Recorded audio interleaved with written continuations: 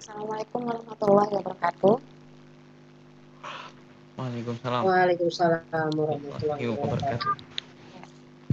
wabarakatuh. Alhamdulillahirabbil alamin. Assalamualaikum warahmatullahi wabarakatuh. Berjumpa kembali ya di dalam acara Waalaikumsalam Waalaikumsalam warahmatullahi warahmatullahi wabarakatuh. wabarakatuh. Alhamdulillahirabbil alamin. Assalamualaikum warahmatullahi wabarakatuh. Berjumpa kembali ya di dalam acara ini ya di antara generasi milenial. Warahmatullahi wabarakatuh.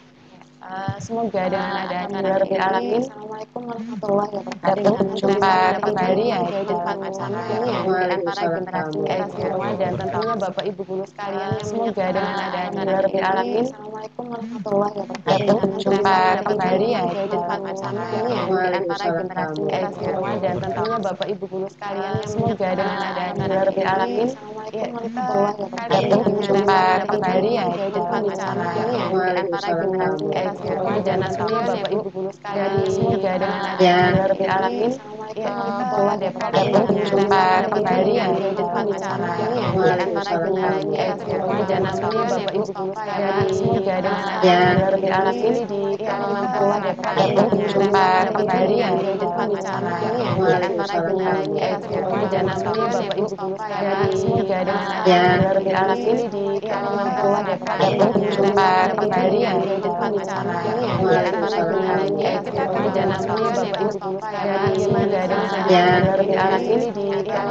wabarakatuh. Berjumpa kembali ya di dalam acara ini ya di antara generasi semua dan tentunya Bapak Ibu guru sekalian semoga dengan ada Alhamdulillahirabbil alamin di warahmatullahi wabarakatuh. Berjumpa kembali ya di dalam acara ini ya di antara generasi semua dan tentunya Bapak Ibu guru sekalian semoga dengan ada Alhamdulillahirabbil alamin di warahmatullahi wabarakatuh. Berjumpa kembali ya di dalam acara ini ya di antara generasi semua dan tentunya Bapak Ibu guru sekalian semoga dengan ada Alhamdulillahirabbil alamin di warahmatullahi wabarakatuh. Berjumpa kembali ya di dalam acara ini ya di antara generasi semua dan tentunya Bapak Ibu Ija dan semoga dengan ada Alhamdulillahirabbil alamin di warahmatullahi wabarakatuh. Berjumpa kembali ya di dalam acara ini ya di antara generasi semua dan tentunya Bapak Ibu Ija dan semoga dengan ada Alhamdulillahirabbil alamin di warahmatullahi wabarakatuh. Berjumpa kembali ya di dalam acara ini ya di antara generasi semua dan tentunya Bapak Ibu Ija dan semoga dengan ada Alhamdulillahirabbil alamin di warahmatullahi wabarakatuh. Berjumpa kembali ya di dalam acara ini ya di antara generasi semua dan tentunya Bapak Ibu Ija dan semoga berbagai macam generasi selama dalam 24 tahun terakhir ini. Alhamdulillahirabbil alamin di warahmatullahi wabarakatuh. Berjumpa kembali ya di Saya sudah mengajar di Bapak Ibu Ija dan dimulai dari guru honor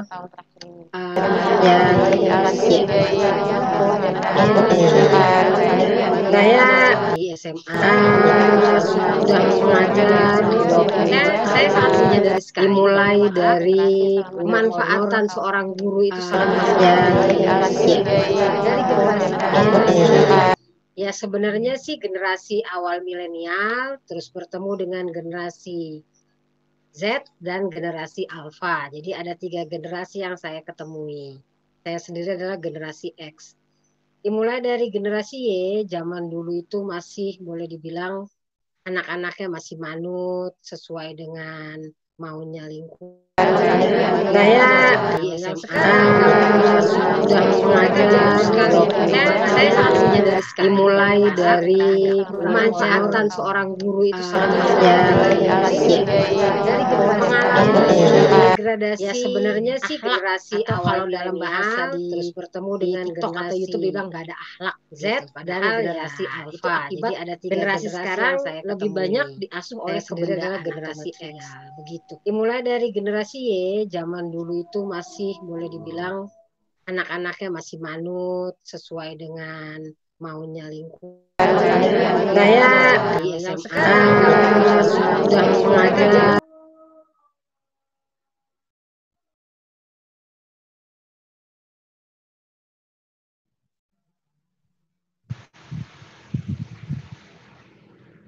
Halo. Halo Bu, mungkin saya menyambung ya kalau gitu ya. Ya, silakan.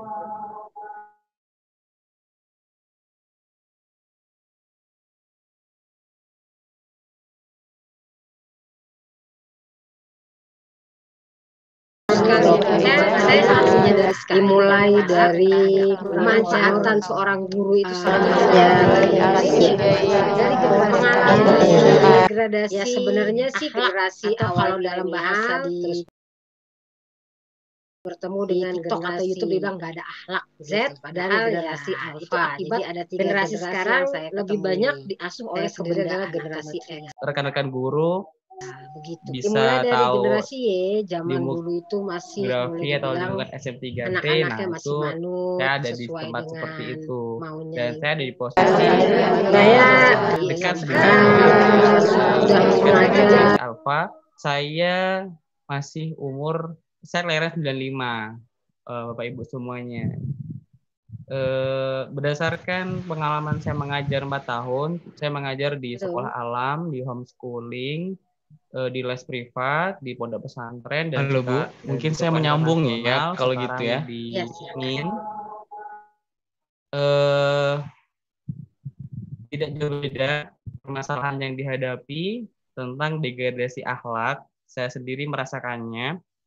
Saya sangat menyadari dimulai dari pemanfaatan seorang guru itu bagi saya di pengalaman degradasi masih sebenarnya menemui sih generasi awal dalam bahasa murid yang masih bertemu dengan TikTok atau YouTube bilang nggak ada akhlak Z akhlak. Nah ini mungkin bisa jadi generasi sekarang pembahasan lebih nanti banyak kira-kira diasuh oleh generasi kenapa bisa berbeda guru antara bisa dimulai dari tahu generasi Y, dalam zaman dulu itu dan masih kebanyakan saya pribadi pun merasa resah dan saya termasuk orang yang ingin murid saya dekat sudah mengajar afektifnya jalan masih umur saya kelahiran 95. Nanti kita mungkin akan berdasarkan pengalaman saya tidak jauh beda, saya menemukan saya mengajar di sekolah alam di tempat-tempat saya mengajar.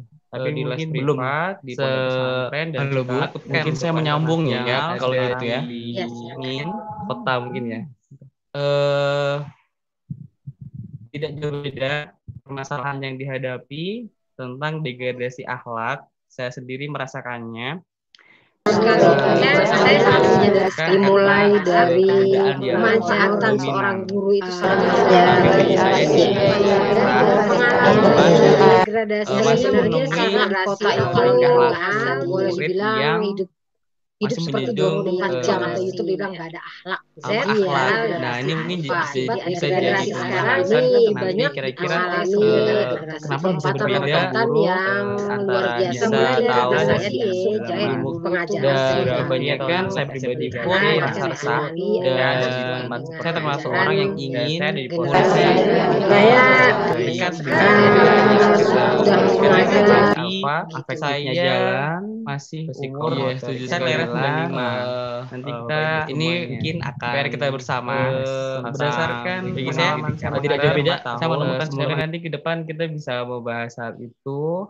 Dan bagi saya pribadi mengajar selama ini itu menjadi cara bagi saya untuk membentuk karakter Bu. Karena jujur ketika saya 4 tahun mengajar ini ketemu banyak sekali tipe rekan guru yang dihadapi, tipe orang tua murid, bahkan saya tipe murid yang macam-macam. Saya sangat menyadari dimulai dari pemanfaatan seorang guru bagi saya di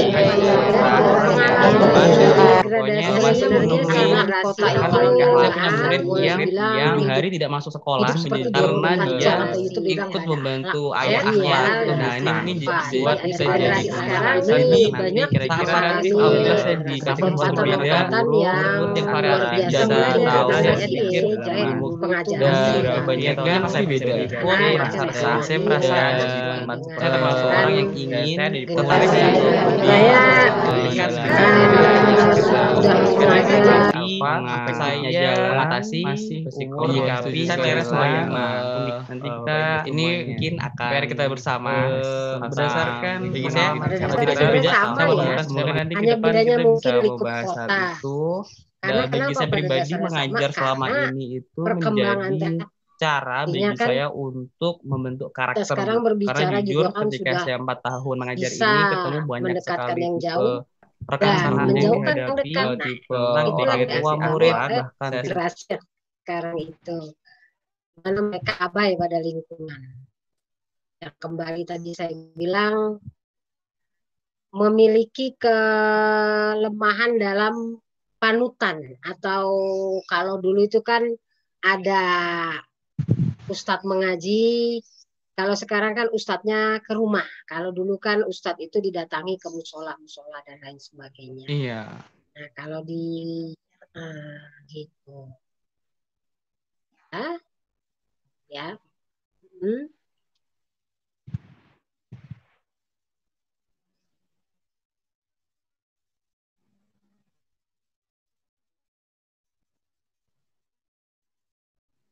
Oh iya.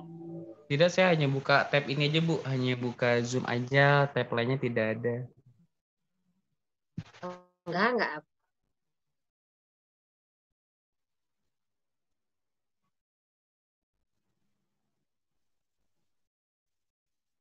Iya. Iya.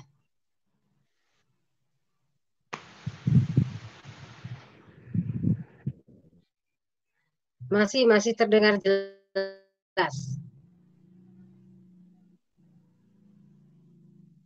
Ya, silakan. Iya.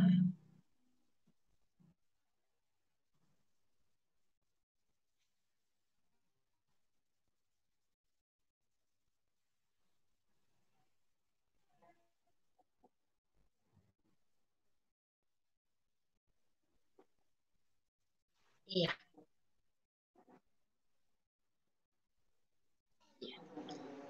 Kalau pandangan saya, guru kekinian itu adalah yang mampu menempatkan dirinya di tengah generasi alfa yang sangat lompatannya jauh, yaitu apa yang disebut mampu, yaitu mampu beradaptasi, terutama dalam penggunaan teknologi yang boleh dibilang teknologi sekarang itu kan sangat cepat memadukan berbagai hal. Kalau dulu, zaman dulu itu sebenarnya teknologi itu juga kan ada, hanya teknologi yang dimaksud sesuai dengan generasinya parsial, jadi membutuhkan ruang dan waktu yang panjang. Kalau sekarang memendekkan ruang dan waktu dan bisa disajikan dalam bentuk seperti sekarang ini. Nah, paradigma ini adalah bukan berarti juga kita mengabaikan apa yang menjadi filosofi seorang guru. Tetap bahwa filosofi seorang guru adalah mengacu kepada pembetulan akhlak atau pelurusan akhlak jika memang ada di luar jalur, atau kalau boleh dibilang bahwa kita menghumaniskan manusia yang memang manusia di sini adalah belum, kalau seperti saya adalah belum masuk dunia dewasa. Jadi menghumaniskan mereka agar mereka mengerti nilai-nilai kemanusiaan begitu.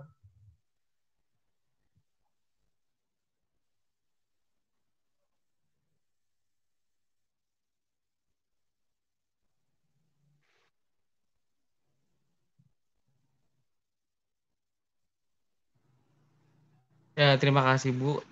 Saya sependapat dengan Ibu Siti.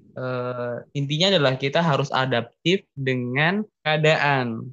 Nah, adaptif ini setiap orang pasti beda. Cuma kita sebaiknya adaptif termasuk dengan perubahan kurikulum, terus juga perubahan TIK yang dulu menjadi sarana, sekarang menjadi bagian dari yang tidak terpisahkan. Adaptasi bahwa kita harus selalu belajar.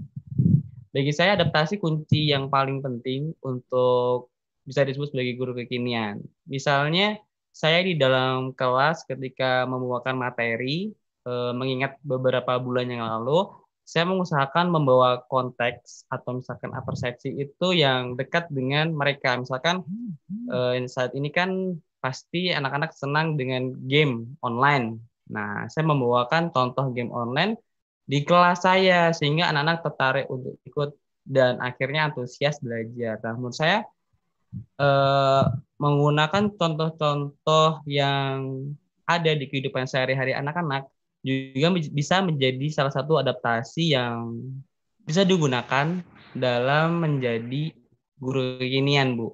Jadi kita juga harus tahu bagaimana sih kehidupan anak-anak saat ini, bagaimana sih tren-tren yang ada gitu. Dan sebenarnya peran kita ini sangat penting menurut saya karena ternyata ketika saya membawa isu-isu game online, ternyata banyak sekali hal-hal yang menurut saya kita bagi guru tidak benar atau tidak wajar, bagi mereka wajar sehingga mereka asal ceplos gitu. Dan kita melihat di situ dan kita mencoba membenarkan. Nah, ini kan menjadi akhirnya kayak terjadi interaksi yang positif sehingga bisa mengingatkan, bisa memberikan. Kalau siswa tidak diajarkan seperti itu, Bu, menurut saya, contoh-contoh yang misalkan letterlock dengan buku, mungkin mereka tidak mendengarkan, tidak asik, tidak engage, jadi boring kelasnya. Menurut saya guru yang ada yang kekinian juga harus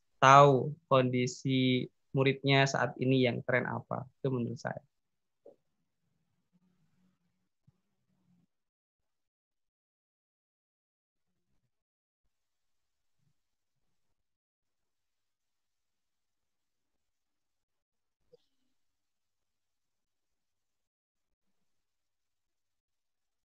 Iya, yeah, kurang lebih.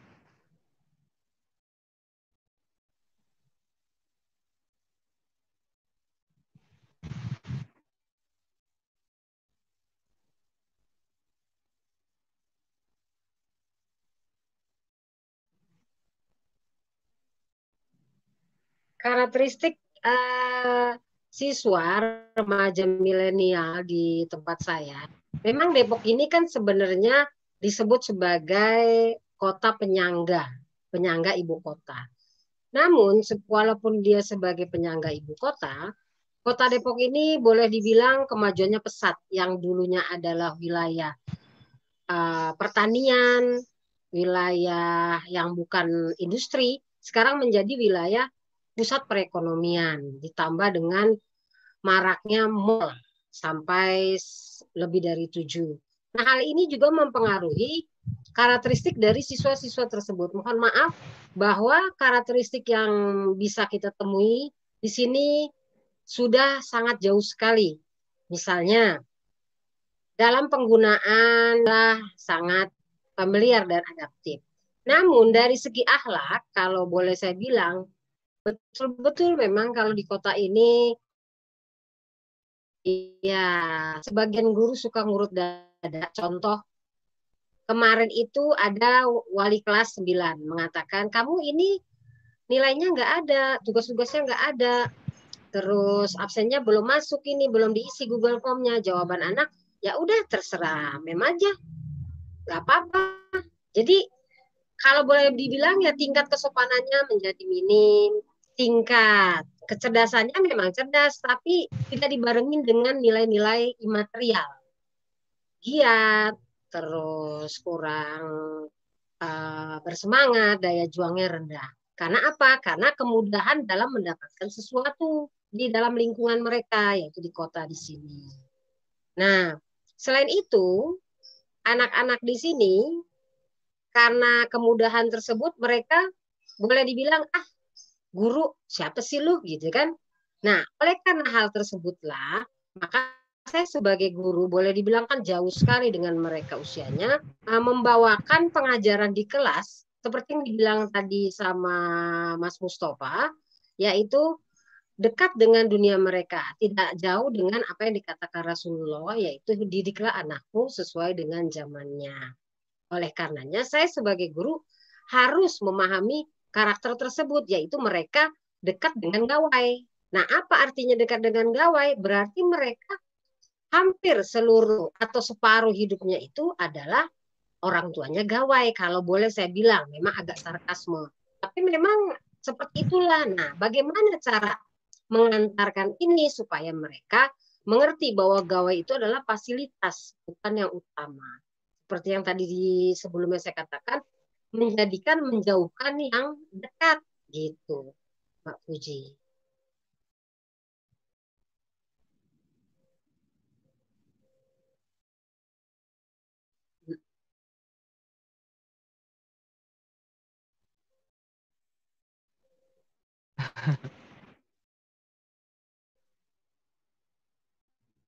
Iya benar. Eh, saya pribadi kalau saya ingin menyambung sama Bu Siti Khadijah tadi bahwa mungkin distraksinya banyak ya Bu ya. Distraksinya banyak sehingga fokusnya kurang sehingga sering mengabaikan hal-hal yang menurut saya penting bagi tapi bagi mereka buat apa bagi saya gitu ya. Dan sebenarnya hal itu juga terjadi di tempat saya walaupun distraksinya tidak sebegitu banyak itu juga tempat saya Bu bahwa eh, sering ada perilaku yang kurang mengenakan itu juga terjadi. Nah, menurut saya kenapa ini bisa terjadi? Karena saya, menurut saya, karena di tempat saya itu adalah menganggap hal ini hal yang baru sehingga apa yang dia dilihat di gadget itu yang ditiru, apa yang dia dengar di gadget itu yang diucapkan. Jadi itu bagi saya juga kalau kita tidak memberikan panduan ke siswa cara memfilter karena di tempat saya yang distraksinya nggak begitu ngambil hal-hal dari internet apa adanya mungkin kurang saringan gitu jadi saya pernah di kelas ada siswa yang bermain TikTok misalnya eh, saya bolehkan gitu Bu oke boleh kok main TikTok gitu asal nah jadi kita kasih sedikit arahan batasan nah gitu ini hal-hal itulah yang diperlukan Bu ya untuk anak-anak sekarang yang sangat tidak mungkin beda banget dengan saya waktu kecil diajar karena sangat pintar-pintarnya orang tua kita sendiri sebagai guru harus dekat dengan siswa. Dan saya ini Bu saya sangat eh, mencoba menghindari saya ini jadi guru yang dijauhi siswa gitu. Saya takut saya berusaha agar tidak dijauhi siswa karena dianggap kuno misalnya. Ketika saya anak-anak jangan seperti itu, perilaku itu tidak bagus gitu. Kamu kok kuno gitu. Nah, eh, eh, eh, jangan langsung kalah dengan oh iya saya kuno. Tapi jangan juga tidak salah sepenuhnya. Mungkin mereka tidak tahu aja menurut saya. Jadi dialog saya sering menemukan anak yang seperti itu dan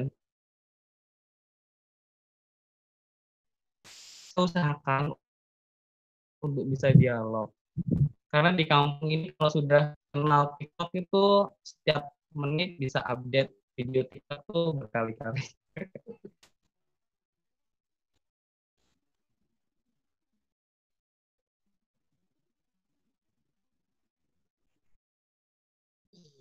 Iya, seperti itu.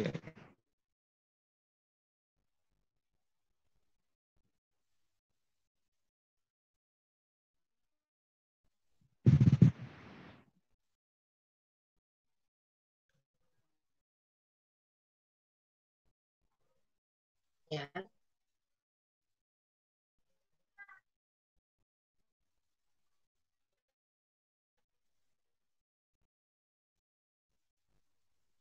iya,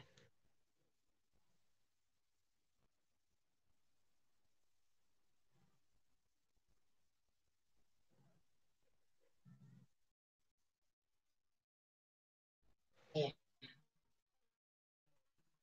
Jadi gini, uh, kalau dulu saya kan ngajar di SMA, ngajar bahasa. Saya kan ngajar di SMA, ngajaran. Tapi memang bukan mata pelajarannya. Pada dasarnya gurunya sama, hanya mungkin yang mungkin generasi milenial awal itu masih ada anak-anak yang memang mau mencatat, mau mendengarkan, mau bertanya, atau mau menelusuri ke perpustakaan, atau boleh dibilang tingkat kemandirian mereka mampu mendidik mereka sendiri untuk berkomunikasi verbal. Berbeda dengan generasi Y dan generasi Alpha. Generasi Y dan generasi Alpha ini contoh sederhana ya. Kalau dulu anak-anak itu mencari istilah, misalnya istilah dalam biologi, mereka itu boleh dibilang antusiasme, karena sekarang mereka karena saya kenapa kamu nggak searching. Jadi kalau sekarang itu tingkat verbalnya rendah, akibatnya mereka perlu didorong. Tidak sadar bahwa gawai yang mereka miliki itu memiliki sejuta informasi. Atau kalau kata Alvin Toffler yang pernah saya baca bahwa angka 3 di mana itu sangat megap-megap alias sangat bah. Nah, dalam keadaan informasi yang dan komunikasi yang sangat bah ini atau banjir bandang ini, di situ mengalami tingkat kepenerimaan seseorang dalam diri anak-anak terhadap informasi adalah menjadi ada yang mengi, ada yang nggak bisa bernafas, atau ada yang mungkin menerima itu sebagai sesuatu yang harus diselami. Kalau kita perhatikan dengan karakter anak didik yang seperti ini, berbeda dalam hal baik teknologi dan sebagainya, jadi cenderung ada alat teknologi tapi tak mampu memintarkan mereka untuk fokus pada yang sesungguhnya adalah urgen dalam hidup mereka, dalam masa depan mereka. Kalau menurut saya begitu. Ya, Mbak Puji.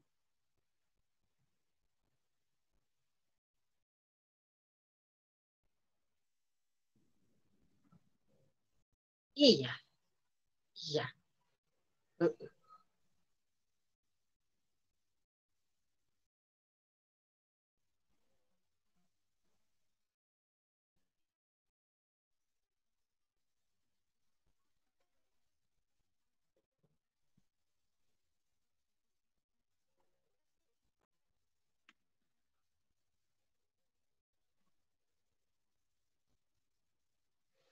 Iya, terima kasih Bu.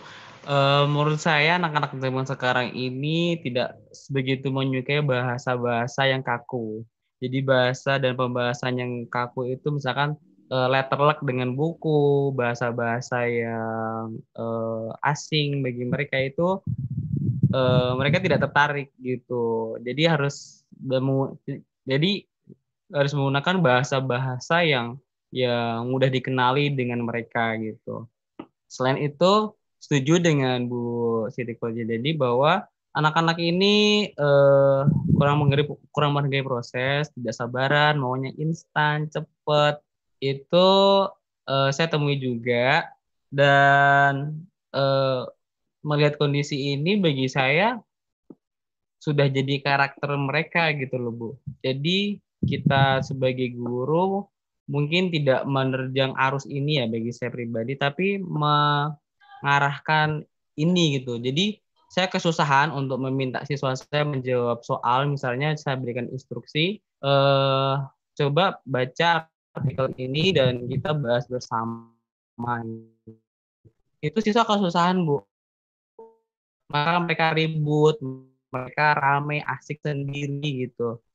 Yang lebih detail dengan, jadi kan cuma 2 nih, baca artikel dan kita diskusi. Itu mereka nggak kesulitan untuk melaksanakan seperti yang kita inginkan. Tapi ketika saya breakdown lebih rinci lagi, bacalah buku halaman ini sampai halaman ini gitu. Tulislah informasi penting yang kalian temukan, diskusikan dengan teman-teman teman sebangku kalian gitu.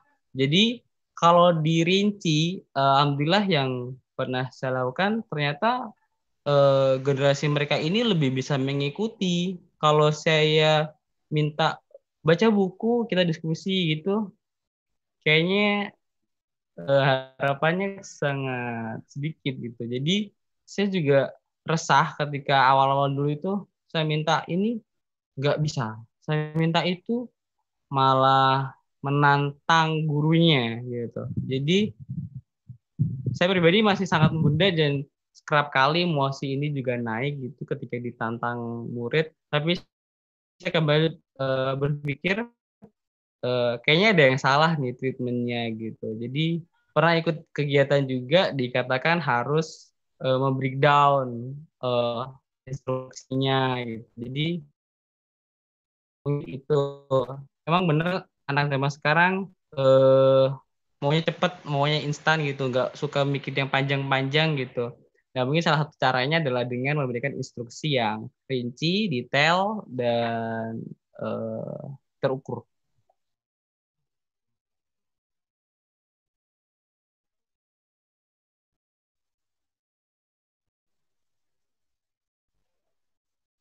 Iya, dilihat dari karakter siswanya gitu.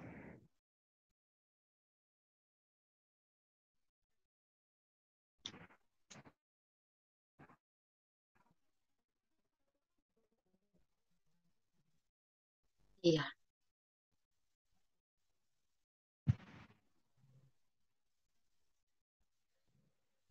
iya. Ya. Jadi gini, komparasinya adalah kalau dulu kan boleh dibilang lebih banyak guru-guru guru-guru itu drama atau ekspositori. Misalnya masuk ke lab bahasa kalau yang jurusan bahasa. Setelah itu ada perkembangan handphone sudah ada, SMS sudah ada, dan WA sudah ada di awal. Maka jawaban bisa melalui itu atau dikirim melalui email. Itu kalau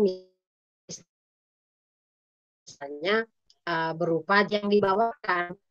Kalau misalnya dulu itu inquiry, contoh dalam hal biologi, inquiry mereka mungkin bertemu langsung dengan alamnya atau dengan bendanya.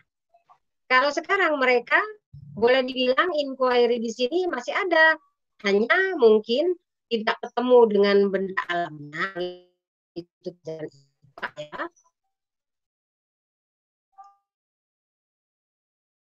Karena memang saya pernah mengampu IPA, mereka bisa langsung searching internet teknologi bahasa karena memang mengajar bahasa. Boleh dibilang dengan keluasan materi-materi yang ada di internet sehingga memungkinkan mereka untuk mengeksplor diri seperti yang saya bawakan untuk anak sekarang yaitu semester kemarin sebelum PJJ saya membawakan di kelas itu dengan penggunaan Canva, Bimoji, dan komik serta kartun. Mereka antusias sekali anak-anak itu dan mereka mengatakan kalau sama mem sih seru ya soalnya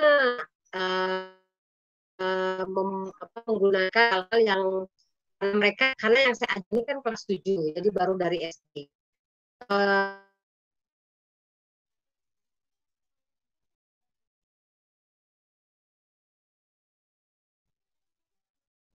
Jadi seru ya sangat mudah dan setiap orang bisa menggunakan emoji tapi kan belum tentu bisa membuat emoji. Nah, hanya 2-3 yang nah, mau nggak kalian bikin emoji? Jadi saya langsung masuk ke dunia mereka itu seperti apa yang diajarkan Rasulullah yaitu didiklah anakmu sesuai dengan zamannya. Nah, begitu mereka tahu caranya baru saya bawakan ke pembelajarannya itu. Nah, kalau udah bisa bikin, sekarang coba bikin kalimat sederhana dengan emoji terus explore gambarnya. Nah, dengan metode seperti ini hal tersebut bisa dilihat hasilnya langsung nggak sampai 5 menit sebenarnya. Yang membuat misalnya sampai 30 menit adalah karena sebagian mungkin kesulitan gawainya atau mungkin sinyalnya dan lain sebagainya. Jadi kalau boleh dihitung dari segi waktu jadi dikurangi 30 menit. Kalau dulu kan untuk menghasilkan seperti itu kan mereka harus nunggu dulu menggunting gambar-gambar, setelah itu mencari kamus. Kalau ini di dalam pelajaran bahasa dalam menulis sederhana ya. Jadi waktu itu menjadi panjang dan ruangnya juga parsial. Kalau sekarang dalam ruang dan waktu yang holistik terintegrasi langsung waktunya membuat teks sederhana deskriptif cukup 5 menit jadi gitu. Perbedaannya kira-kira kalau dibawakan dalam mata pelajaran.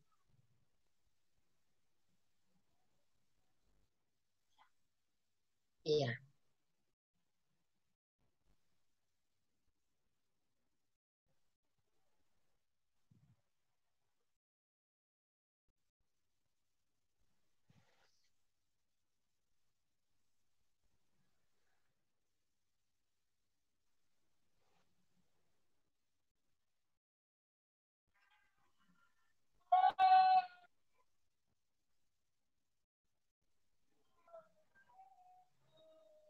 Ya, terima kasih Bu. Kalau pribadi saya untuk menghadapi generasi milenial, tentu bagi saya sendiri juga harus giat belajar tentang perkembangan teknologi, tentang bagaimana karakteristik generasi milenial. Kita juga harus mempertajam kemampuan kita. Yang saya pelajari dulu di kuliah mungkin hari ini sudah, walaupun tidak jauh rentangnya, mungkin hari ini sudah berbeda dengan di lapangan. Maka kalau saya pribadi mengikuti kayak channel-channel YouTube pendidikan, membaca buku-buku pendidikan, atau mungkin sekedar podcast gitu. Saya generasi yang dekat dengan hal seperti itu, Bu. Jadi suka dengerin podcast, suka dengerin diskusi di YouTube gitu. Itu yang saya selalu usahakan. Dan saya melestarikan saya suka bikin penelitian, Bu. Jadi saya bikin PTK, pengembangan gitu tanpa ada apa-apa misalnya bikin sendiri gitu. Nanti ketika eh, sudah ada event baru saya ikutin gitu. Termasuk kemarin waktu bikin video video buat anak-anak, saya bikin video eh, saya buat sebagus mungkin, nanti saya ikutin lomba gitu. Jadi menurut saya bagaimana beradaptasi dengan generasi milenial pasti juga harus banyak belajar dan harus ikut organisasi guru. Nah, alhamdulillah saya ini walaupun mungkin jauh di pedalaman, tapi untung ada internet, jadi bisa terkoneksi dengan guru-guru Indonesia. Saya ikut kemarin pembatik, mungkin Bapak Ibu guru tahu. E-guru, alhamdulillah ikut e-guru sangat membantu sekali, banyak sekali ilmu yang saya dapatkan, rekan-rekan, insight-insight baru. Menurut saya hal seperti itu sangat penting ya Bu, untuk kita tetap eh, di kondisi yang penuh semangat melihat kondisi, karena bagi saya belajar seperti itu jadi pelarian ketika untuk susah ini ya gitu. Jadi belajar sama guru-guru keren tuh bagi saya sebuah pelarian yang positif, dan itu sih menurut saya biar bisa selalu jadi guru milenial.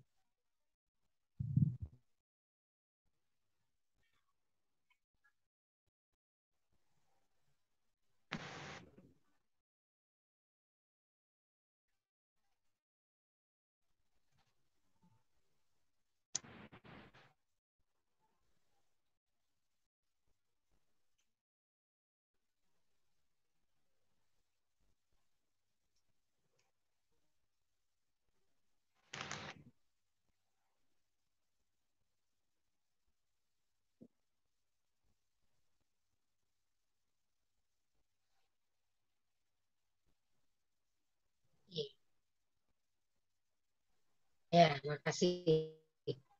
Jadi gini, betul dibilang bahwa yang dekat dengan zamannya itu sebenarnya Mas Mustafa ya. Kalau saya memang jauh, saya sadari itu.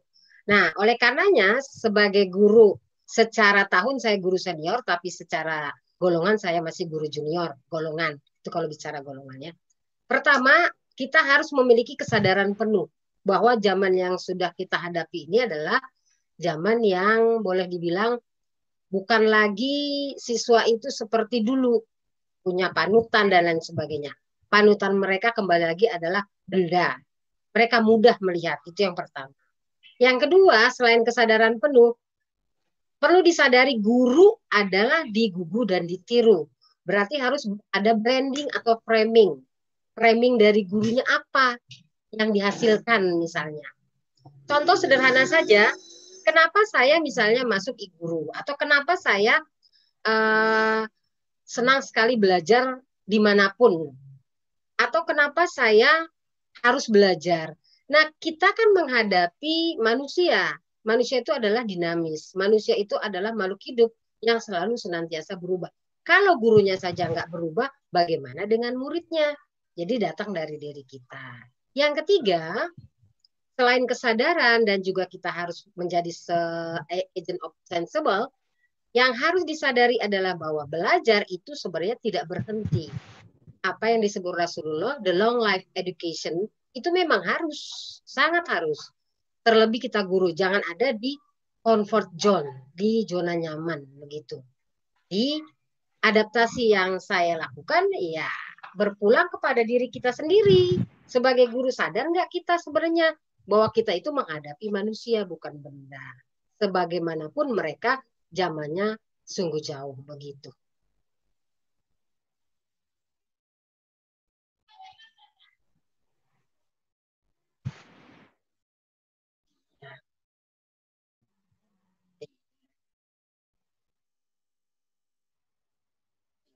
Saya mau menambahkan boleh Bu sedikit.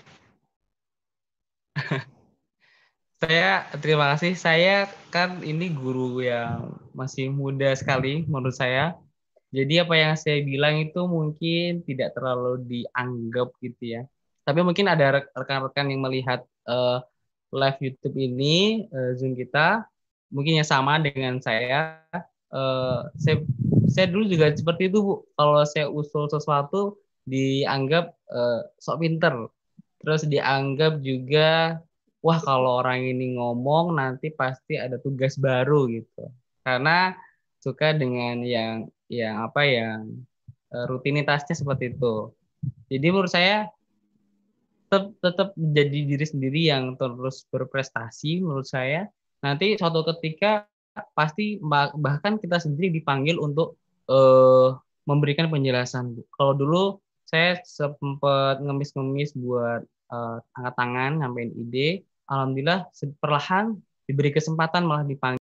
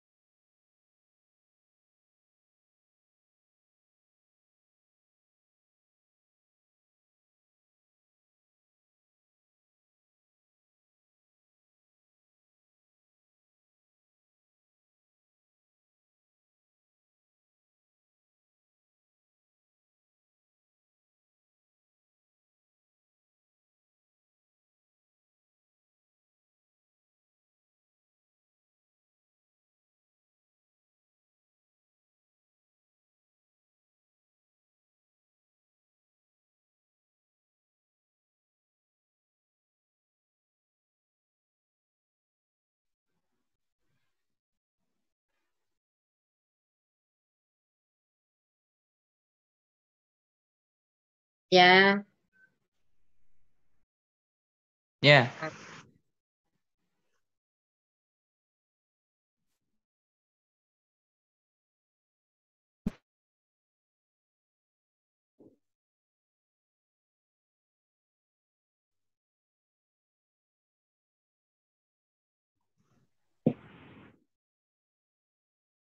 Ya, silakan.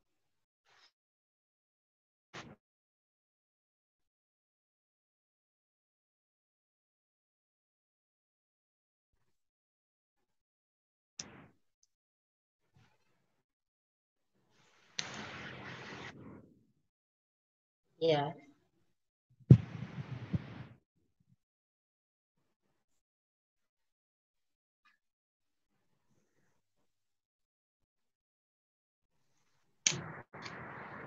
Kendala yang dihadapi adalah, kalau boleh saya jujur ya, pertama guru-guru itu punya sifat comfort zone, ada di zona nyaman, jadi nggak mau belajar. Itu sebenarnya kendala paling utama. Terus yang kedua, tidak suka membaca. Itu memang memprihatinkan. Sebagai guru harusnya kan membaca, memang ya.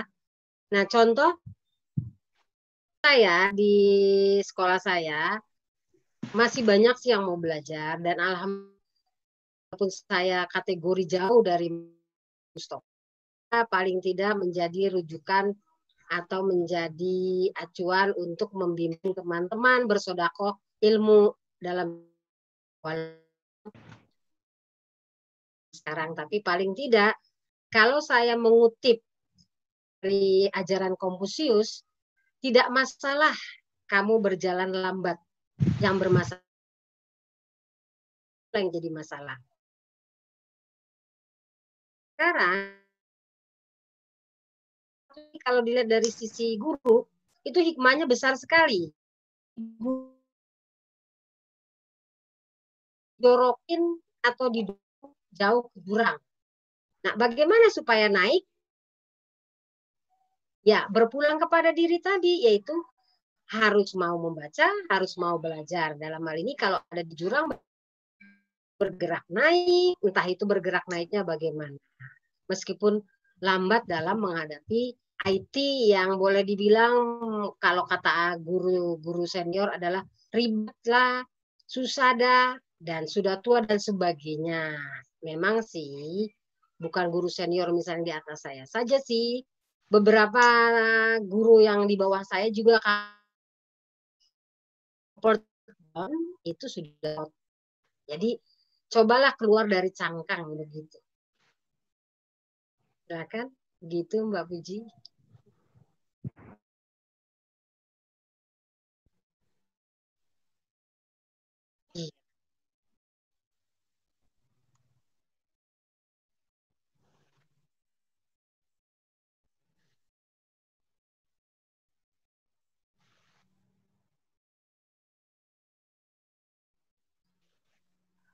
Iya, terima kasih Bu.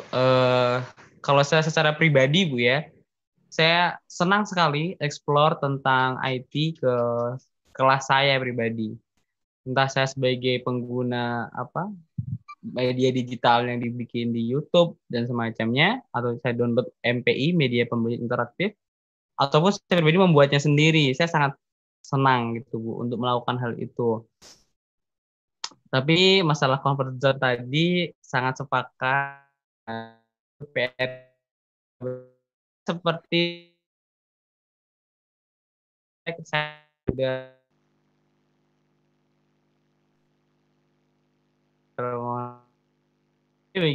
di memberikan pembelajaran berbasis digital karena tempat lainnya kayak tentang kami hanya korektor kalau jadi saya sangat semakin misal korektor benar-benar saya gunakan manfaatnya tidak mungkin bisa menghadirkan bahan ajar itu ke kelas misalnya di bawah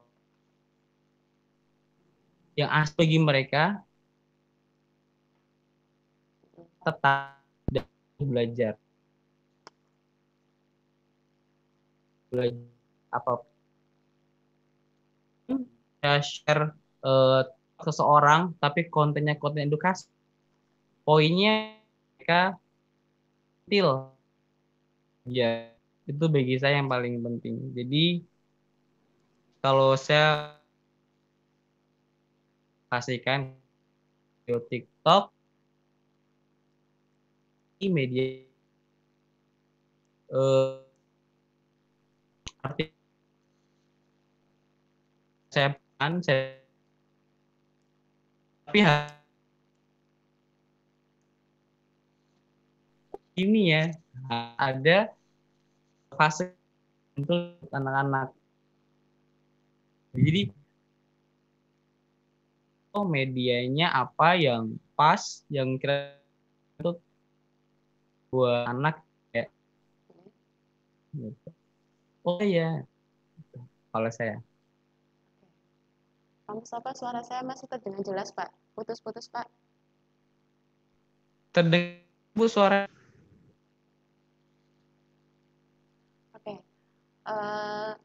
Bu Khadijah, suara saya masih jelas, Bu? Pak Mustafa? Iya, masih. Di Pak Mustafa bagaimana, Pak? Jelas, Pak, suara saya. Putus-putus nggak, Pak? Jelas Bu Puji. Oke.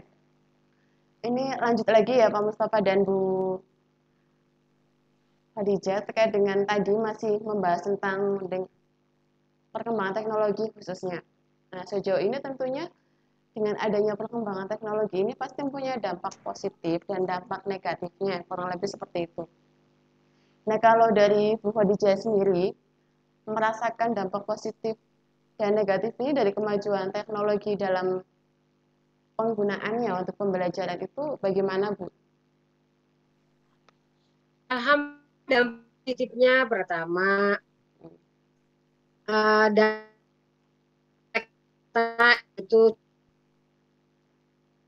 untuk menyajikan media-media pembelajaran itu Pak bisa diakses, aksesibilitas juga variatif dan inovatif.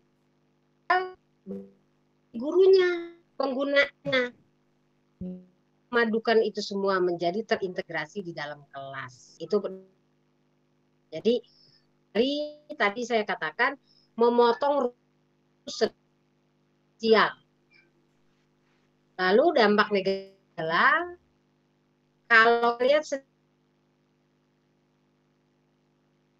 mereka itu mengimitasi sedemikian rupa dengan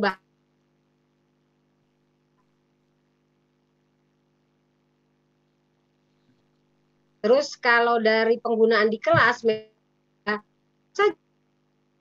anak-anak ini meskipun mereka generasi alfa atau generasi Y tadi, tetap kalau saya buka atau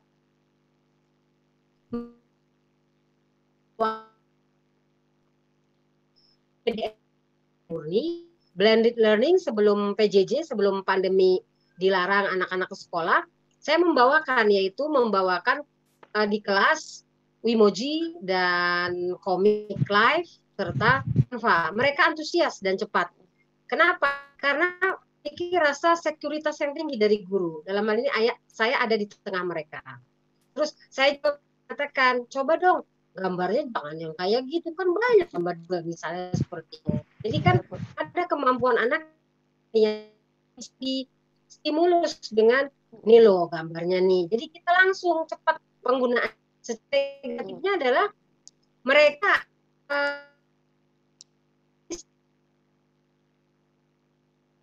bablasan sebenarnya. Jadi kalau misalnya PJJ seperti sekarang, negatifnya adalah memundurkan belajar mereka kalau menurut saya. Karena apa? Karena motivasi mereka menjadi rendah karena tidak ada orang, tidak hanya benda yang berkata-kata. Saya bisa mengatakan begitu. Kenapa? Karena tingkat pengumpulan tugas di kelas itu mengalami penurunan sekitar 33%. Jadi harus ditegur terus. Berbeda dengan kita ada di tengah mereka secara blended learning.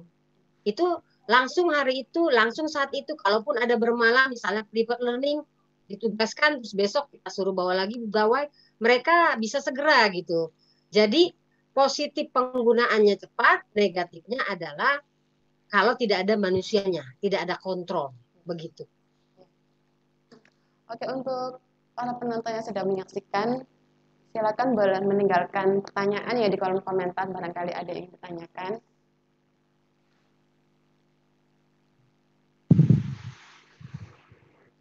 Oke, Pak Mustafa, Mas, terkait dengan perkembangan teknologi ya Pak, kalau dari pandangan Bapak sendiri sejauh ini dampak positif dan negatifnya itu apa Pak untuk pembelajaran, kurang lebihnya seperti itu?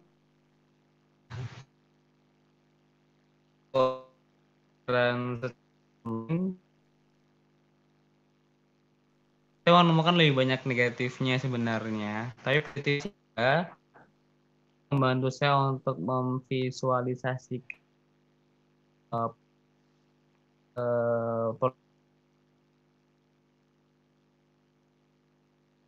paham.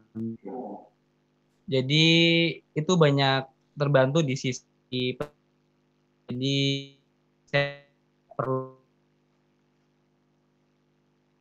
penjelasan yang ada visualnya, musiknya, jadi cuma kreatif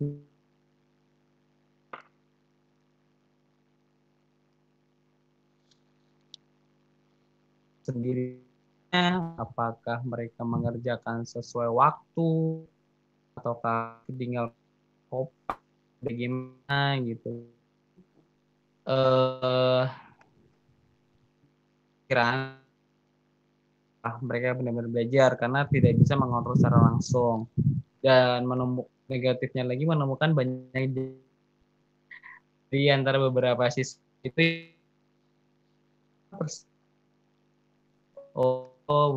mereka belajar kelompok mungkin gitu.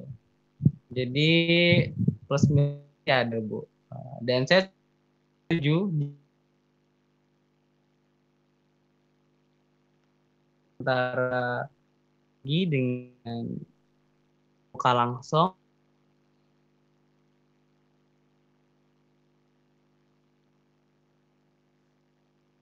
Jadi depan tetap ada sisi dan juga harus tetap mukanya, karena nggak bisa ada yang menggantikan posisi.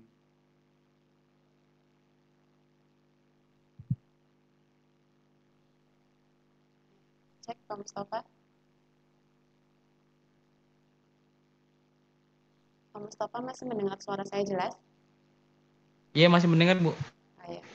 Ya.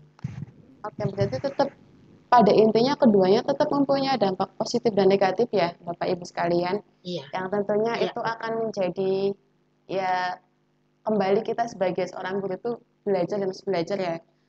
Nah, terkait dengan pertanyaan ini untuk Pak Mustafa, menjadi guru muda sejauh ini agar berprestasi atau guru muda yang berprestasi istilahnya semacam itu, di ketatnya perkembangan zaman, kalau dari Pak Mustafa sendiri bagaimana Pak? Terima kasih Bu. Menurut saya banyak kali. Menurut saya pribadi fokus pada keahlian yang saya punya Bu. Saya suka bikin penelitian, jadi saya bikin itu tentang pembuatan saya dan juga bikin media pembelajaran. Kalau ambil pelatihan juga tentang sekitar itu. Jadi saya bikin produk-produk pendidikan, nanti kalau ada event lomba baru saya ikutin gitu. Berprestasi itu memicu kita untuk terus belajar. Nah, kalau nggak kayak gitu mungkin saya nggak semangat belajar. Dorongan, motivasi mencari prestasi. Menurut saya adalah tekuni yang kita ahli di situ, ikutkan lomba, bikin prestasi, insya Allah otomatis belajar.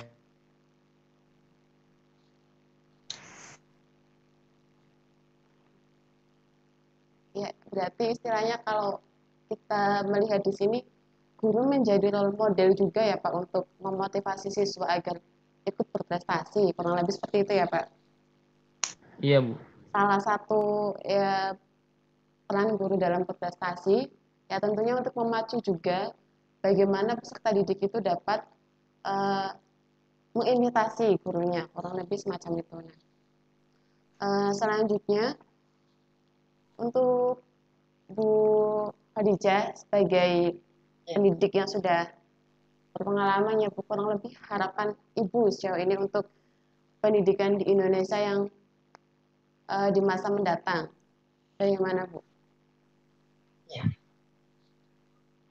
Harapan enggak. Harapan saya sebagai didik mengajar dari mulai sebagai guru honor yang mungkin ya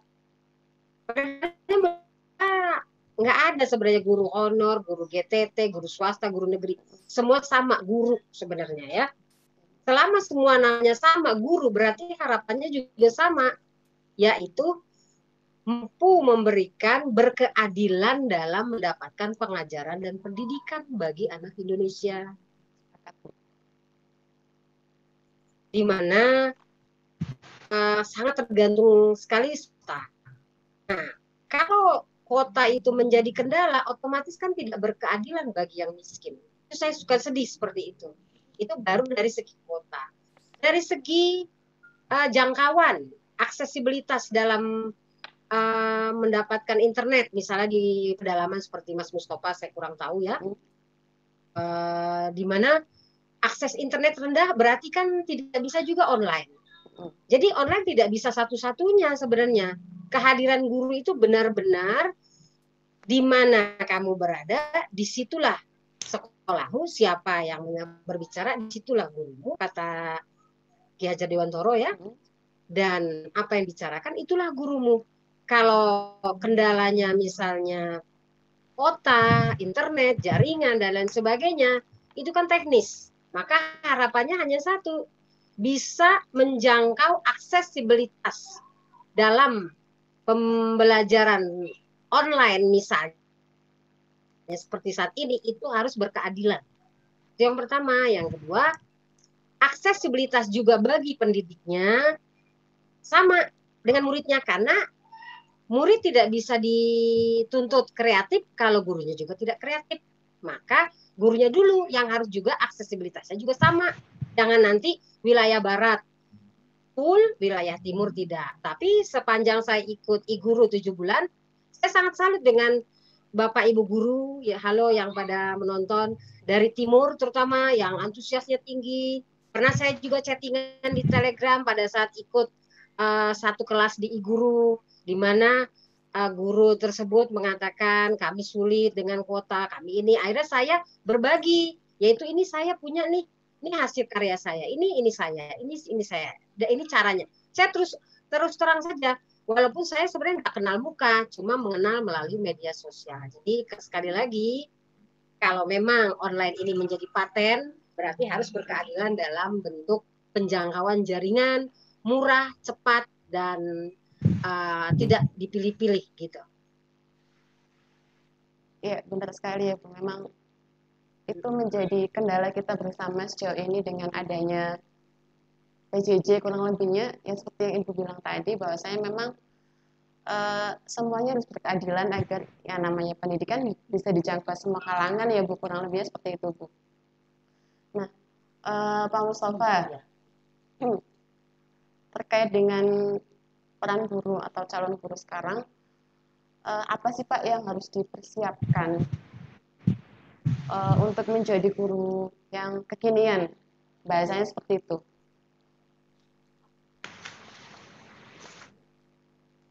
Jadi guru zaman now Bu ya. Kerennya seperti itu Pak.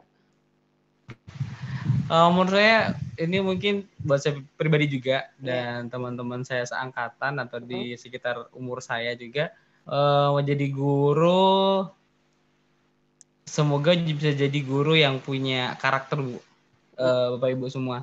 Karena orang seperti saya sebenarnya masih mencari-cari nih Bu, role modelnya siapa sih guru yang bisa saya tiru gitu.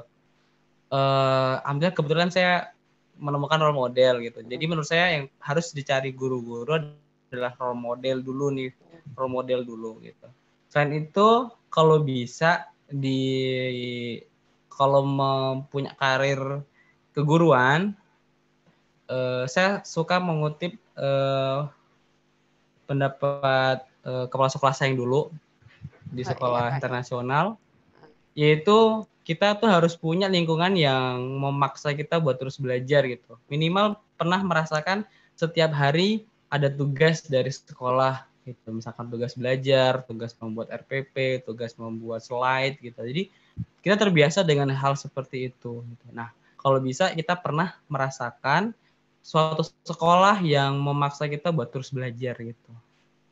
Role model Bu yang pertama, dan kedua kalau bisa mendapatkan sekolah pernah mengajar di sekolah yang memaksa kita buat terus belajar. Saya pernah ngajar di homeschooling, itu kayak ternyata gitu ya orang-orang yang kok bisa homeschooling gitu. Sekolah alam, sekolah berkebutuhan khusus, ternyata hal itu semua jadi sesuatu yang membentuk saya gitu. Jadi tempat-tempat yang kalau bisa sekolah yang kalau misalkan memilih Bu ya, bagi para guru-guru muda sebenarnya pilihlah sekolah yang membuat kita merasa kesakitan, merasa kita terus belajar, itu minimal setahun atau 6 bulan. Itu sangat bermanfaat bagi mental kita ke depan. Itu role model dan sekolah yang memaksa kita belajar. Ya, berarti di sini memang peran lingkungan cukup besar ya Pak dalam mempengaruhi ya istilahnya apa yang harus dipersiapkan, kurang lebihnya seperti itu. Ya, Bu Khadijah juga mungkin di sini yang dulunya mengajar di SMA, kemudian ke SMP, tentunya itu mempunyai persiapan yang berbeda juga kan ya Bu, dengan psikologi perkembangan peserta didiknya dan lain-lainnya. Betul. Kalau ya kembali lagi untuk penonton yang ingin bertanya, silakan bisa bertanya di kolom komentar, nanti bisa dijawab oleh narasumber kurang lebih seperti itu. Nah, terkait dengan kebijakan Ibu, kurang lebihnya kan kita memang sedang beradaptasi dengan peraturan baru ya semacam itu, dengan adanya belajar jarak jauh, pembelajaran daring, kurang lebih seperti itu. Nah, terkait dengan kebijakan pemerintah ya Bu untuk guru zaman sekarang dan Pak Mustafa juga, sarannya kira-kira bagaimana Bu untuk kebijakan pemerintah ini ke depannya bagi pembelajaran? Ya mungkin bisa dijawab dari Bu Khadijah dulu. Terima kasih. Kalau saran saya sih tidak muluk-muluk. Kembali ke yang tadi, yaitu berkeadilan dalam memperoleh pengajaran dan pendidikan. Terutama, yaitu tadi kuota. Karena itu utama sekali. Bagaimanapun kita menyajikan semilenial mungkin nggak akan terjadi. Contoh sederhana, saya menyajikan melalui podcast, saya menyajikan melalui YouTube, saya menyajikan melalui blog. Pokoknya semilenial mungkin mengikuti zamannya Mas Yusuf ya. Tapi ternyata kuotanya tidak ada, jadi itu hilang semua gitu. Nah, jadi kebijakannya pertama adalah siapkan kuota yang memang benar-benar murah. Jangan cuma aturan main aja gitu. Atau yang kedua, dibentuk guyuban. Misalnya, saya salut kepada guru. Ini termasuk model guyuban bagi guru-guru di mana-mana. UNES. Saya alma maternya kebetulan UNJ. Saya salut kepada UNES di sini. Menjawab di tengah kesulitan guru-guru untuk belajar IT. Terus, untuk murid-muridnya, kenapa tidak guyuban seperti waktu itu yang dilihat di Rembang? Anak-anak yang kesulitan kuota datang ke kecamatan. Minimal sampai tingkat kecamatan. Jadi guyuban untuk melek atas buta huruf IT. Jadi anak-anak itu tidak dibiarkan saja di warnet. Terus yang ketiga, dengan adanya guyuban, dengan adanya kuota yang murah atau mungkin saling memberikan sumbangsi berupa internet murah untuk orang-orang yang punya atau katakan saja subsidi silang, itu kan pendidikan menjadi berjalan dengan baik. Jadi kepada pemangku jabatan di atas, kalau bisa sekolahnya cepat dibuka. Karena terus terang murid dengan guru serta orang tua sudah rindu ke sekolah sebenarnya. Iya, Bu. Karena kendala IT, kendala kuota, dan kendala pengetahuan tadi. Gitu. Iya, memang itu yang dirasakan kita bersama ya Bu, dan itu tidak dirasakan oleh Bapak Ibu guru saja, orang tua, bahkan anak-anak pun juga ikut merasakan ya. Kembali lagi kepada bagaimana fasilitas itu berjalan ya Bu, itu menjadi hal yang sangat krusial tentunya dalam ya adanya sekarang PJJ dan pembelajaran secara daring juga. Oke, kemudian dari Pak Mustafa terkait dengan saran untuk kebijakan pemerintah ini bagaimana Pak? Barangkali Ya Bu, mempunyai pandangan saya yang berbeda. Saya setuju dengan Bu Siti Khadijah bahwa yang paling urgent adalah internet dulu, ya benar sekali. Tapi saya gemes Bu ya, gemas gitu ya dengan Pak? Gimana Pak? peran NGMP. Di sini saya sangat berharap nanti adanya mungkin pengawas dari misalkan sinergi dari pengawas, kepala sekolah dengan NGMP sehingga tuh peran mereka dirasakan gitu loh Bu di kondisi sekarang gitu. Entah mereka MGMP misalkan geografi gitu, oh kita nggak bisa nih pelajaran asal diselesaikan semuanya, kita bikin modul khusus COVID yuk. Nah menurut saya inovasi seperti itu dengan apa hal sederhana lingkup misalkan kecamatan gitu sangat powerful menurut saya, adaptif sekali bila MGMP itu bisa rembuk bareng, rundingan bareng, menghasilkan modul sederhana mungkin yang sangat membantu bagi siswa gitu. Itu kalau yang sangat dekat. Tapi saya menghayal juga sih Bu, pernah menghayal kan anak muda suka menghayal. Iya, gimana Pak? Menghayal saya tuh kalau saya dulu di FKIP itu kan pasti magangnya itu di apa sekolah. Kalau yang teknik magangnya di perusahaan gitu.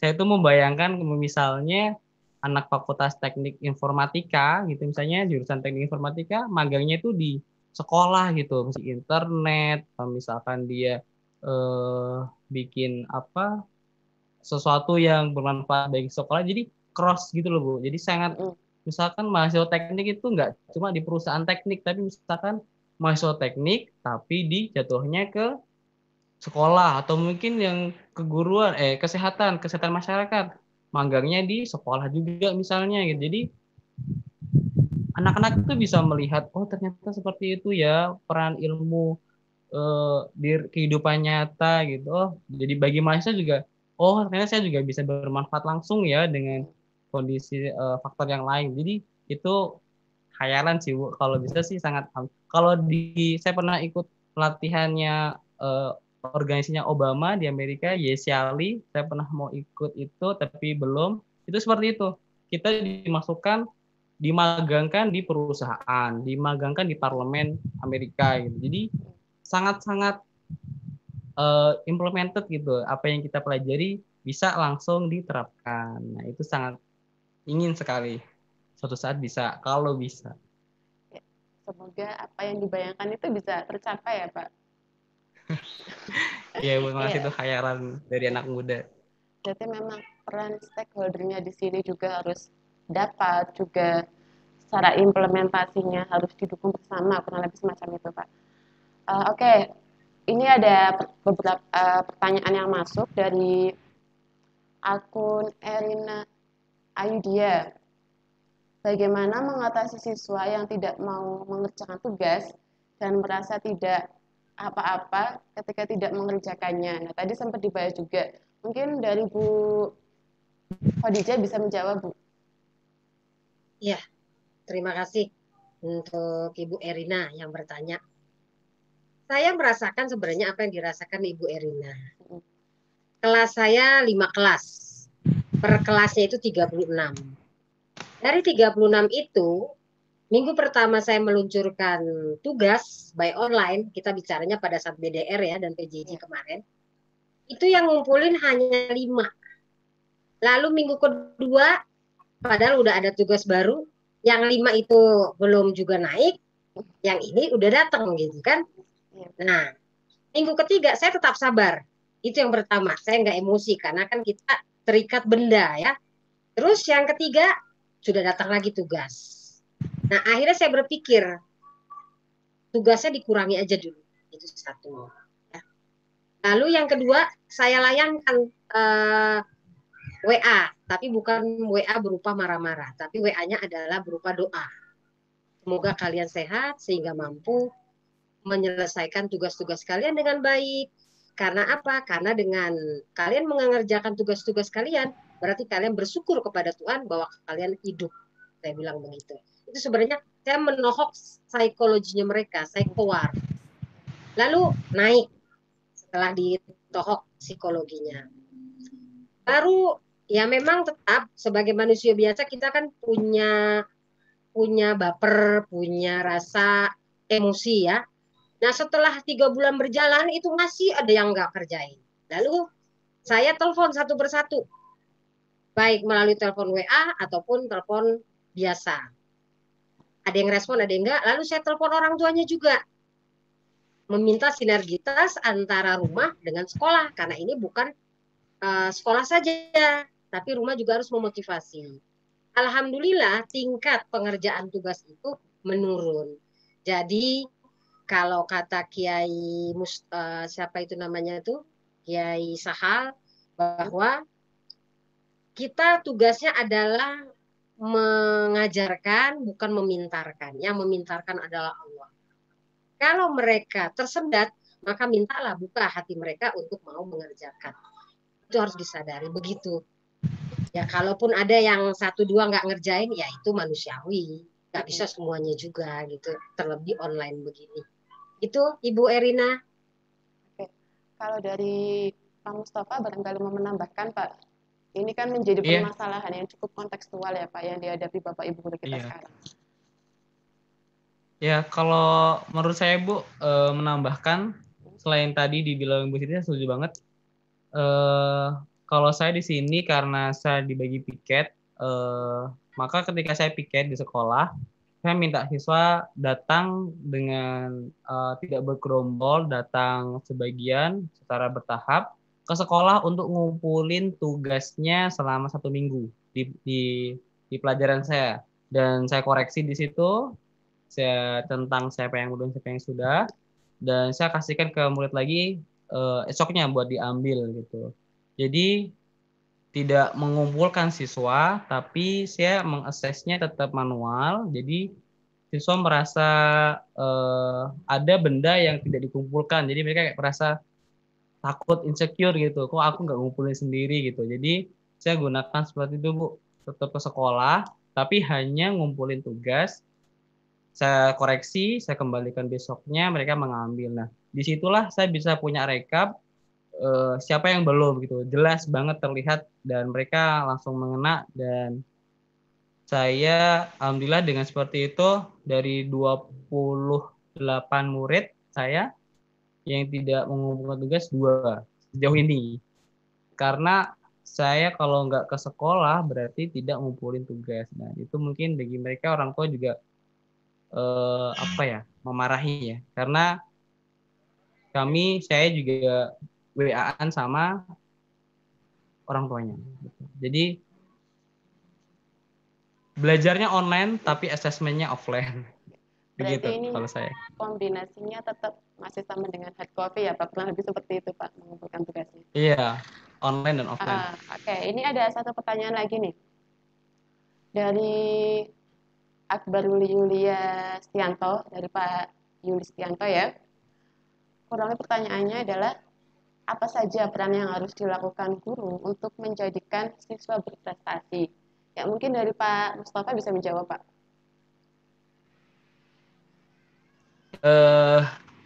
Saya pribadi jawabannya adalah saya tidak bisa menjawab secara general Bu ya. Kalau saya seperti itu, maka saya pilih beberapa anak itu yang menurut saya berpotensi entah di bidang apapun. Nanti dengan itu saya tunjukkan lomba. Nah, ketika dia sudah lihat lombanya, udah ketemu bakatnya, udah ketemu lombanya, baru di situ diasah. Kalau saya pribadi Bu, jadi tidak effortnya itu tidak terlalu besar. Jadi saya tebang pilih sih kalau saya tebang pilih udah tahu dan anaknya mau, baru di situ kita pakai sistem deadline. Ini harus bisa itu. Jadi effortnya lebih efektif menurut saya dan insya Allah lebih anaknya juga tertarik. Jadi kayak sinergi aja gitu, Bu. Nggak bikin kayak ekskul semuanya dites gitu. Kalau saya tidak, saya tebang pilih orangnya, jadi langsung digembleng, habis itu udah ketemu lomba digembleng itu baru nanti diajak berprestasi gitu. Lebih kepada bagaimana potensi peserta didik itu ya Pak, kurang lebihnya. Iya Bu, profiling siswa kita itu sangat penting. Saya diajarkan profiling, oh siswa ini karakter seperti ini, maka harusnya diginiin gitu. Profiling itu sangat penting bagi saya. Kalau bisa kita kerjasama sama BK, profiling siswa bagaimana sih anak ini gitu. Ya, oke. Kalau dari Bu Khadijah sendiri, Bu, bagaimana perannya seorang guru tadi dalam menjadikan siswa itu berprestasi? Ya, terima kasih. Kalau sebelum PJJ dulu, ada seorang anak itu, saya cerita seorang anak yang sekarang sudah jadi dokter cum laude dari UI ya. Saya tidak mengajar langsung dalam pengertian di kelas. Tapi saya tahu anak ini karena saya waktu itu membimbing KIR. Saya tahu anak ini punya kemampuan. Dan dia tidak mau ikut lomba. Lalu saya adakan persuasi secara personal itu kalau di dunia nyata. Alhamdulillah dia bisa ikut dan bisa memenangkan di tingkat Kota Depok dan bisa menjadi juara harapan di provinsi. Dan juga anak ini bisa masuk ke UI cum laude, lulus cum laude dokter. Sekarang karena dunianya tidak nyata alias dunia maya, sebenarnya sih sebelum PJJ juga saya melakukannya di dunia maya. Contoh, saya melakukan dengan cara do, yaitu melakukan saya melakukan. Dengan harapan bahwa ini adalah menjadi framing bagi siswa yang mengikuti media sosial saya. Salah satunya menulis. Nah, kebetulan saya sudah banyak buku. Nah, akibat menulis ini, rupanya ada diam-diam yang mengamati melalui tulis, mau itu menulisnya anak SMP, SMA, sepanjang itu bahasanya adalah untuk umum atau tantangan menulis, misalnya melalui ruang nulis, melalui odop, dan lain sebagainya yang saya ikuti di IG, itu saya selalu ngetek anak-anak murid itu. Dengan harapan bahwa kalau saya mengetek anak-anak murid tersebut, mereka akan, kalau memang digerakkan oleh Allah, mereka akan bisa ikut. Nah, alhamdulillah ada yang tergerak. Terus yang selanjutnya, saya juga memframing melalui YouTube. Saya paksakan diri saya, misalnya waktu itu saya ikut dari guru membuat kartun sengaja, walaupun saya kesulitan sebenarnya. Tapi saya buat terus. Nah, kartun ini saya tayangkan. Murid itu bertanya di YouTube, ini beneran ibu yang bikin gitu. Mereka takjub gitu kan. Nah, ketakjuban itu mengakibatkan mereka memacu juga diri mereka. Kenapa? Selama kita menjadi role model tadi, selama kita do, maka anak juga akan imitator karena kita menampilkan yang positif bukan marah-marah. Jadi media sosial juga adalah sebagai framing bagi anak muda milenial, generasi alfa dan generasi Y untuk mengajarkan pada mereka bahwa gurunya menjadikan media sosial ini bukan untuk mengeluh, untuk melempar hahaha, tapi melemparkan satu bentuk ini loh prestasi. Jadi kalau ditanya prestasi saya apa? Ya prestasi saya murid saya itu yang membuat sesuatu. Bagaimana cara mereka bisa membuat sesuatu? Ya harus dimulai dari saya gitu. Jadi karena saya passionnya menulis, saya akan merasa berterima kasih kalau ada anak yang bisa menulis. Begitu, Mbak Puji. Berarti di sini peran role modelnya sangat dijalankan ya Bu, kurang lebihnya seperti itu. Iya. Nah, untuk diskusi kita pada malam hari ini terkait dengan menjadi guru kekinian di antara generasi milenial. Nah, kurang lebih closing statement Ibu dari Ibu Khadijah untuk para penonton sekalian. Silakan Bu. Apa? Boleh diulang, maaf? Iya, terkait dengan diskusi kita malam hari ini ya Bu, dengan tema menjadi guru kekinian di antara generasi milenial, kurang lebih closing statement-nya Bu untuk kita semua. Yes, closing statement saya, mari sama-sama Bapak Ibu guru, tidak melihat tua muda, tidak melihat kota dusun semuanya, bahwa kita sama-sama harus menjadi agent of changeable for the future. Untuk masa depan, anak bangsa menuju peradaban. Begitu. Ya, Pak Mustafa, silakan Pak closing statement-nya. Iya, terima kasih. Kalau saya, jangan sekedar menyalahkan siswa, tapi lebih baik kita salahkan diri sendiri. Karena jika gurunya benar, pasti muridnya pintar. Sudah, Pak. Oke, untuk para penonton sekalian, silakan bisa mengikuti agenda eguru.id selanjutnya ya, yang seperti seminar online atau pelatihan-pelatihan yang akan diadakan berikutnya, untuk bisa kita sambil sharing, belajar bersama, kurang lebih Pak Mustafa dan Bu Khadijah seperti itu ya Pak. Ya. Sebelumnya terima kasih untuk Pak Mustafa dan Bu Khadijah ya Pak, Sama-sama mengisi materi diskusi kita pada malam hari ini.